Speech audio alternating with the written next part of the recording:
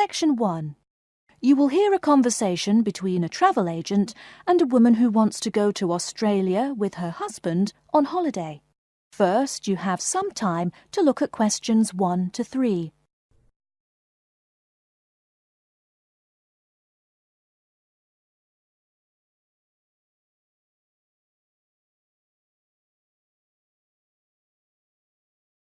You will see that there is an example which has been done for you. On this occasion only, the conversation relating to this will be played first. Good morning. I've been looking at your holidays to Australia in your brochure. I'm thinking of going during the second half of next month. Good morning. As you can see from our brochure, we offer a wide variety of packages to various destinations in Australia. Is there anything in particular that interests you? The woman says that she has been looking at the holidays to Australia in the brochure, so brochure has been written in the space. Now we shall begin. You should answer the questions as you listen, because you will not hear the recording a second time. Listen carefully and answer questions 1 to 3. Good morning. I've been looking at your holidays to Australia in your brochure. I'm thinking of going during the second half of next month. Good morning. As you can see from our brochure, we offer a wide variety of packages to various destinations in Australia. Is there anything in particular that interests you? Yes, my husband and I are very interested in the holidays in the outback. These holidays are becoming increasingly popular. Would you like to arrange flights and accommodation with us, or just accommodation? Can you arrange flights from Sydney? Certainly. OK, flights and accommodation then. Right, you said that you wanted to travel next month. Which date would you prefer? I should point out that there are no daily flights available, so if you have a flexible itinerary, that's better. Well, we arrive in Sydney on the 15th of April, and we were thinking of travelling to the outback on the 18th of August. April. OK, there's only one flight from Sydney to Alice Springs on the 18th, so I'll book you on that. It leaves at 10 in the morning, which is quite convenient.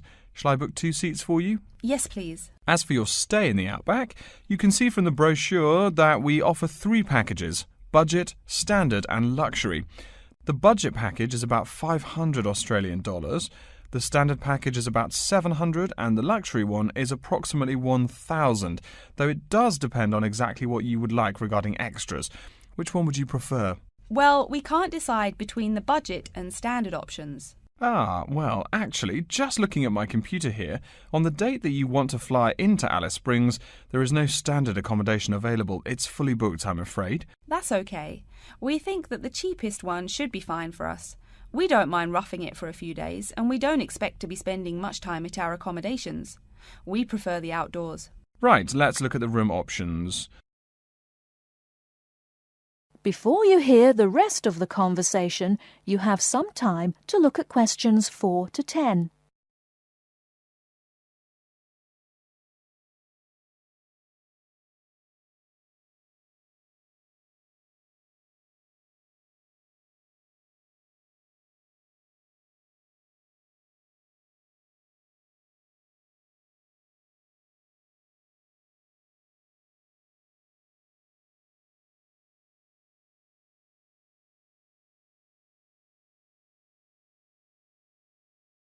Now listen and answer questions 4 to 10. First of all, would you prefer a non-smoking room? Yes, neither of us smokes. OK. Oh, before I forget, could you book everything in my husband's name, please? Yes, of course. Are you paying by credit card? Yes. In that case, I'll need your husband's name exactly as it appears on the card. Of course, it's John A. Smythe. That's Smythe with a Y. John, middle initial A, surname Smythe, S-M-Y-T-H. Is that correct? Correct. Thank you. I'll just check the price. The room will cost $100 a night plus $10 tax, so $110 per night in total. Is that okay? Yes, that's fine. Book us for 3 nights, please. Most of the guests like to participate in some special activities and trips while they are staying in the outback. Is there anything that interests you and your husband? Yes, there are several things we'd like to see and do. We'd definitely like to visit the cultural centre. Yes, that's very popular. It's within walking distance of the accommodation and it's free. It's also a great place to pick up souvenirs of your trip. We were thinking about visiting one of the nearby farms. There are 2 farms nearby, a sheep farm and a kangaroo farm. There is also an opportunity to ride camels in the desert. Have you ridden a camel before? No, but it sounds like fun. Could you give me some more details about the kangaroo farm and the camel ride? Certainly. The kangaroo farm includes information on how the animals are raised, whilst the camel ride provides information on desert flora and fauna. Which would you prefer? You can arrange to see the kangaroos in the wild if you like, rather than on a farm. That sounds perfect. OK, we'll go on the camel ride and see the kangaroos in their natural habitat. OK, I'll arrange that for you. I forgot to mention that the journey also includes a stop at a place of Aboriginal artwork. It's a place well known for its stone carvings of animals and mythical creatures. That sounds great.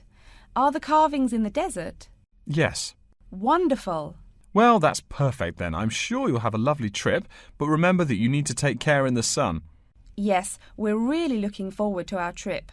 We really want to try to experience the dream time under the stars. Of course. That's what a trip to the outback is really all about. Yes. Now, how about the cost? That is the end of section 1. You now have half a minute to check your answers.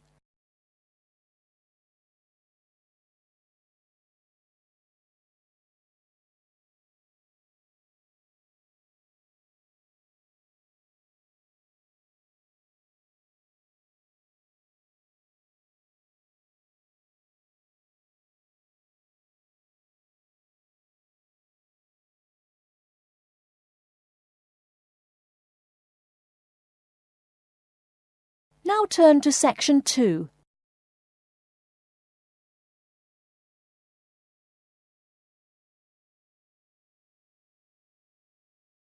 Section 2. You'll hear an announcement which is looking for some volunteers. First, you have some time to look at questions 11 to 15.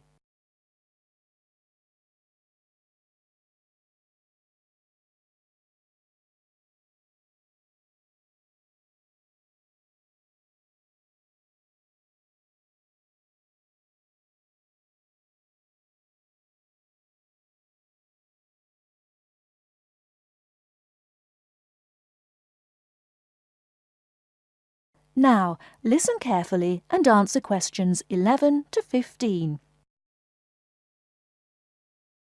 Continuing our broadcast of public service announcements, Worldwide Helpers announces upcoming vacancies for a number of volunteer worker positions.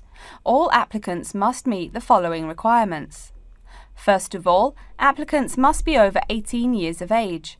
The company apologises, but there can be no exceptions to this rule. Second, persons interested in these positions may not have police records. Minor traffic offences like a parking ticket are, of course, no problem. But, and I quote, past and present drug users and sex offenders need not apply. The employer will, of course, check with the police to verify your clean record. In addition, applicants must supply references from past or present employers or teachers along with their recent CV. These references must testify as to the applicant's work habits and/or character.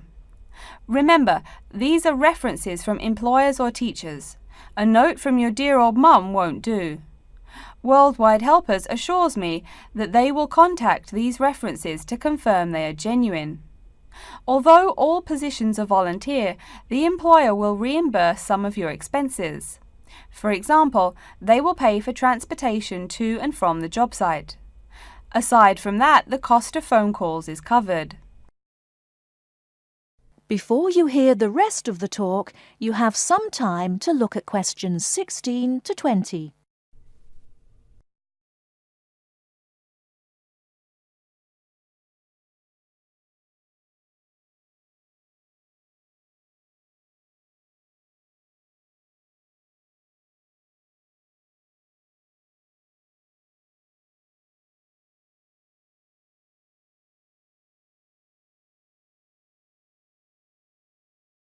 Now listen and answer questions 16 to 20. As for the positions themselves, there are 3 types. The first involves assisting persons confined to wheelchairs. For this position, volunteers must be physically fit and in excellent health. They must be able to lift at least 150 pounds. They should also have a current first aid certificate from the Red Cross. But the most important requirement is that the volunteer must have his own car. On Tuesday afternoons, the volunteers take their clients to various scenic spots around the city to experience and enjoy nature. If you don't drive, but you'd still like to get involved, the centre has a number of openings for people to read to the blind. Readers must, of course, read English clearly. Persons with no foreign accent are preferred. For these positions, you must be available on Monday mornings. Oh, wait, I see a note here. There is one opening for someone who can read Urdu. Apparently, there is a Pakistani blind person who'd like to hear his or her native language, but the other positions are all in English. And finally, there are a limited number of volunteers needed to care for disabled children. I'm sorry, but the information I've been given does not say how many children or what disabilities they have. In any case, you are needed to care for the children for 1 week in August. Apparently, this will be at the close of the summer holiday. I would guess this involves helping them with the routine chores of daily life. Again, volunteers for this position must know basic first aid, be in good health, and be able to lift up to 75 pounds. All applications for this position have to be submitted no later than Monday, August 8th. Applications may be made either by regular postal service, the snail mail, or by email. The mailing address is Worldwide Helpers, Post Office Box 651, East Surrey, BY8 99C. Please write "Attention Mary Smith" on the envelope. Or you can send email to acrawfor@worldwidehelpers.org. That's acrawfor@worldwidehelpers.org. So get out there and do something good. Okay, our next announcement is looking for someone to facilitate tiger breeding at the London Zoo. And get this, it's a strictly volunteer position. That means you don't get paid. Oh my God. I'm sorry, ladies and gentlemen, but I just have to laugh. That is the end of section 2. You now have half a minute to check your answers.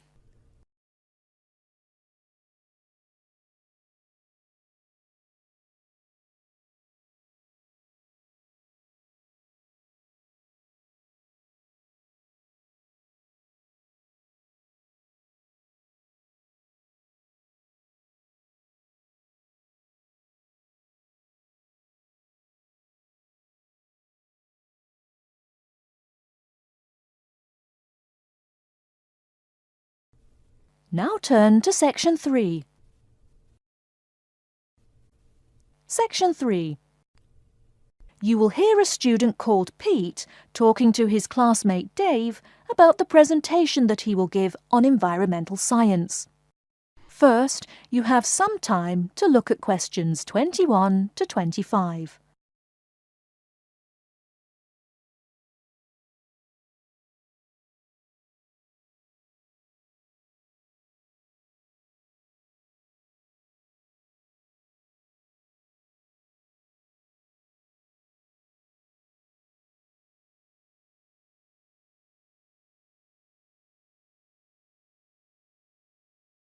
Now listen carefully and answer questions 21 to 25.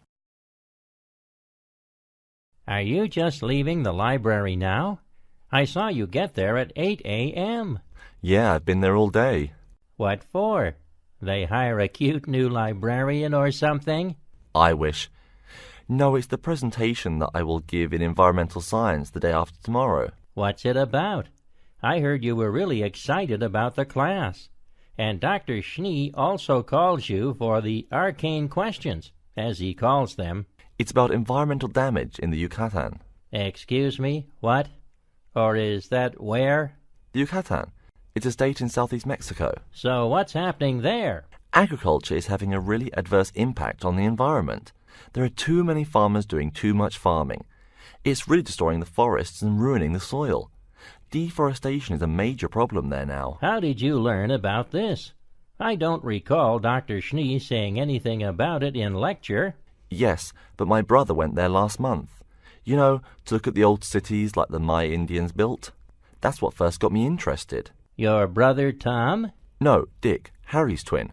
Anyway, he told me how few trees there were now and how much empty ground that grows almost nothing. He said the place looked more like the desert than jungle in some parts. It brought environmental damage, so I started looking for materials in the library. Here, look at this magazine. What's in it? It's an old issue of National Geographic. It includes interviews with tourists who have been there in the past few years. It's pretty bad. See the photos? I see the photos, but one or two photos don't prove anything. Then read what the article says. Right there. The first thing it points out is how soil samples show it's hard for anything to grow there. It says how an area of 21,000 square kilometers has lost most of its forest in the past 10 years. See, there are graphs. As the number of farmers increases, the acres of forest have decreased. It's an inverse relation. Before you hear the rest of the talk, you have some time to look at questions 26 to 30.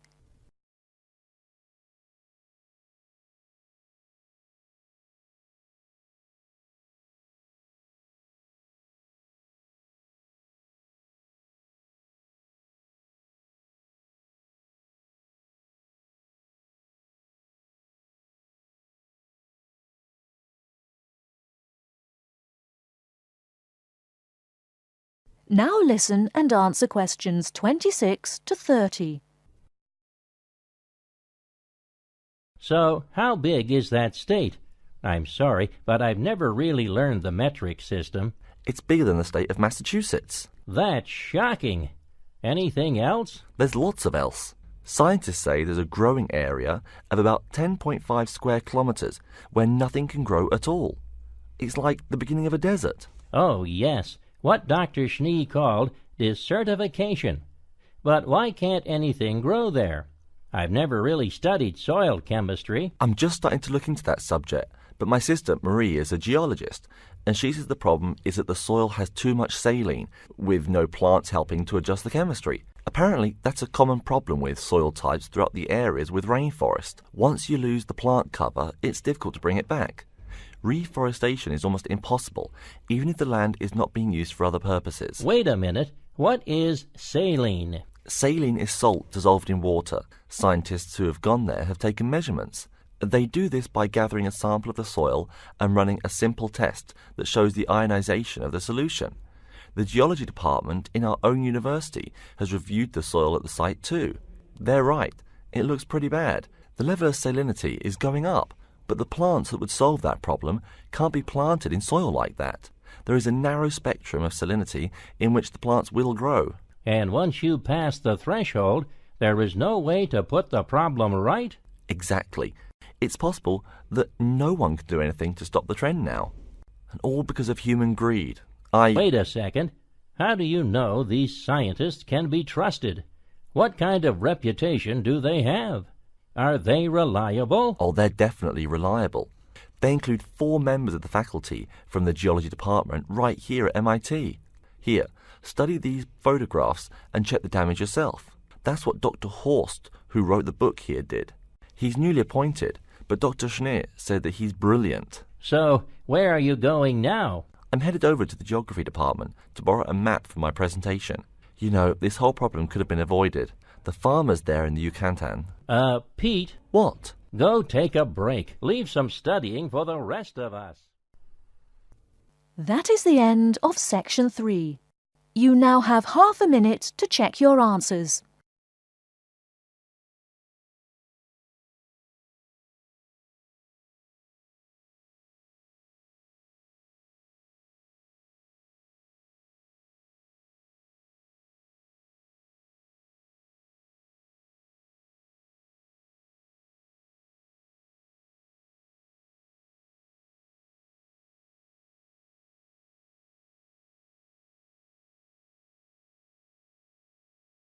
Now turn to Section 4. Section 4.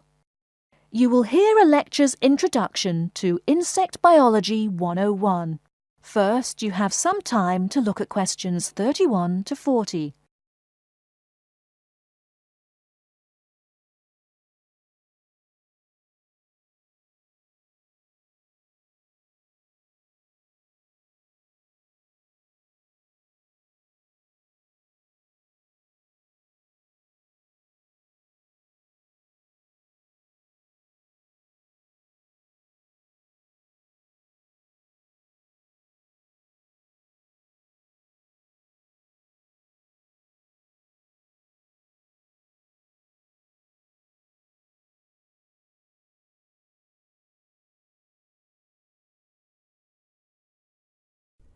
Now listen carefully and answer questions 31 to 40.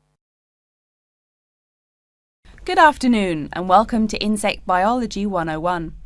I'd like to begin this course with a few remarks about good insects and bad ones. Bugs are all around us, and that's both a benefit and an annoyance, sometimes maybe even serious harm. First, let's talk about the good things that insects do for us. Probably the most important insect for humans, and maybe for all other life, is the bee. Bees help plants in the process of pollination, and thus are necessary to most flowers and fruit-producing trees. That is, they carry pollen from male flowers to female. If it weren't for bees, we'd have very few food plants and no fruit either. In fact, there would be no we. No less a thinker than Albert Einstein pointed out that, without bees, humanity would be dead within a year or less. We'd starve. It's that simple. That should maybe make us just a little humble. A little less dramatic is the fact that bees also make the honey we eat. Moreover, they produce beeswax, which is useful in candles and is also used as a first-rate furniture polish. Sure, these may not be vital to our lives, but they can serve as reminders of how important bees are. That's a point I keep coming back to in this course. Though, in all fairness, I should point out that butterflies aid in pollination as well as bees. Now, here in Michigan, what's the worst part of summer? Yep, that's right, mosquitoes. But I'm talking about helpful insects, right? So let's look at the dragonfly first. If there were no dragonflies, there would be even more mosquitoes. Dragonflies mainly eat mosquitoes and also a few other insects. Yes, that's right. They don't just fly around, and they also help to eliminate harmful insects. So the next time you see a dragonfly, don't you dare kill it. Now, let's talk a little about those harmful insects. Take the mosquitoes I just mentioned as an example. Not so many years ago, mosquitoes here in America weren't just annoying, some were even deadly. They carried malaria and yellow fever. My own ancestor, the Confederate General John Bell Hood, lived through the worst battles of Civil War, only to die at age 38 from yellow fever. A pest, not a bullet. Well, besides the mosquitoes, in summer there is also a kind of insect that never seems tired. Right, that is the fly. Before I go on talking, I must mention an African fly called the tsetse fly, which feeds on blood and can cause serious diseases in the people and animals that it bites. Besides, it is still a bearer of sleeping sickness, which affects around 300,000 people every year in Africa, and can be treated only with toxic drugs that are hard to administer. Worse still, the drugs sometimes don't work. Other insects, of course, destroy food crops. In China, for instance, locusts continue to be a danger to the harvest in some areas. Less important, but still annoying, moths eat people's clothes and dust mites slowly destroy carpets. Worse, but still in the home, termites or white ants eat wood, the wood of your house. If they are not stopped, they can eventually destroy the whole building. Usually they seriously damage a building before anyone even notices them. So, as we all know, insects can be a real trouble. So, what to do? You can go ahead and start killing harmful insects. In the early decades after the Communist Revolution in China, Chairman Mao encouraged the people to swat every fly they could see. Slogans on the walls of buildings called them "little capitalists." But flies reproduce too quickly for this to be a long-term solution. For some decades in the West, to kill insects with chemicals seemed a good remedy. Unfortunately, chemicals can only be used in a limited area for a limited time. It's a small-scale solution. The insects come back.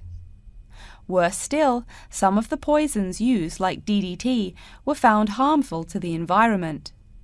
Many kinds of wildlife, like hawks, were harmed. And people in chemical-using rural areas have one of the highest rates of liver cancer in the world. It's no secret that chemicals remain harmful to humans. Like all species, insects adapt to their changing environments at an amazing rate. When a new chemical is introduced to their habitat, the insects that survive are generally the ones with some way of resisting the harmful effects. They then breed with the other survivors, and just like that, insects become resistant to most poison in a few generations. An insect generation, remember, is a couple of months at most. So again, we have to ask, what to do?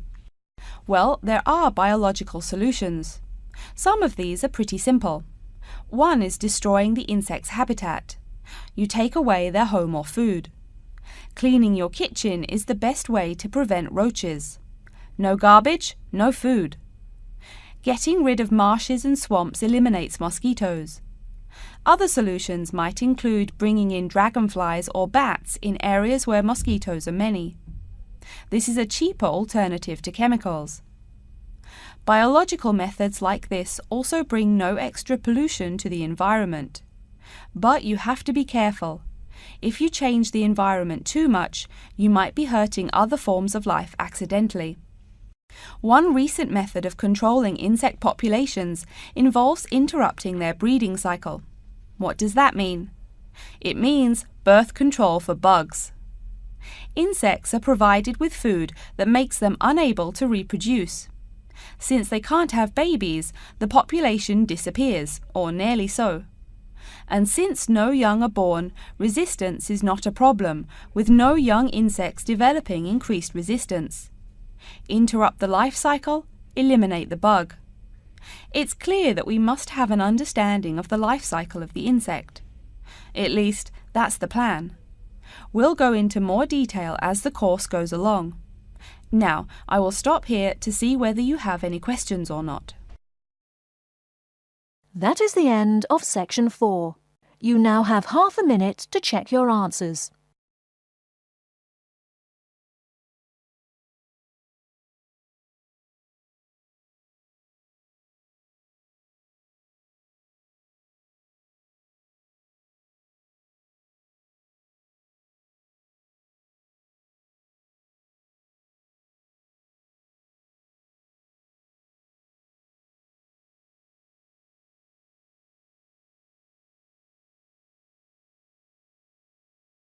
That is the end of the listening test. In the Ielts test, you will now have 10 minutes to transfer your answers to an answer sheet.